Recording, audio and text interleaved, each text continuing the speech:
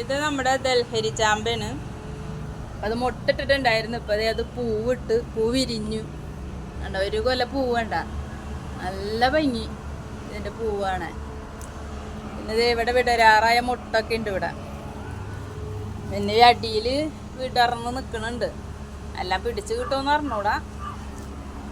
നല്ല ഭംഗിയുണ്ട് ഈ ചാമ്പര പൂവാണ്. പിന്നെ നമ്മുടെ സീറ്റ് ലൂബി രണ്ടാമത് പൂവിട്ട് കായ ഉണ്ടായിട്ടുണ്ട്. അതേ ഇതിൻ്റെ ഉള്ളിലൊക്കെ കൊലകൊലയായിട്ട് കായകളുണ്ട്. ഒരു സൈഡാണ് ഇത് പൂവിട്ട് കായായിട്ടുള്ളത് കേട്ടോ.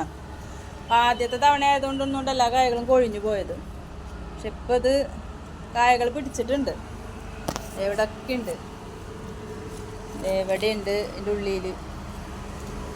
പിന്നെ ഇപ്പം മറ്റേ സൈഡ് പൂവിട്ട് വരുന്നുണ്ട് കേട്ടോ. അപ്പോൾ പല സമയത്തായിട്ടാണ് ഇത് ഇങ്ങനെ.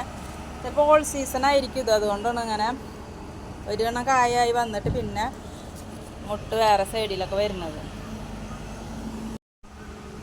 നമ്മളെ കശുമാങ്ങ പഴുത്തുകൾ നോക്കിയേ, നല്ല മധുരമുള്ള ചോപ്പ കശുമാങ്ങ.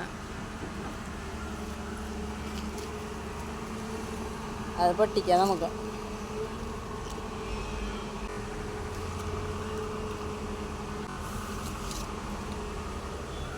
ഉണ്ടോ? നമുക്ക് നല്ല ദാഹിച്ചിരിക്കുന്ന സമയത്ത് ഈ കശുമാങ്ങ കഴിച്ചിട്ടുണ്ടെങ്കിൽ നല്ല രസമാണ്. നല്ല മധുരമുള്ള കശുമാങ്ങ ആയതുകൊണ്ടേ വെള്ളം ദാഹം മാറും. മുകളിൽ ഒരെണ്ണം കൂടി ഉണ്ട്, ഇതും കൂടി പൊട്ടിക്കാം.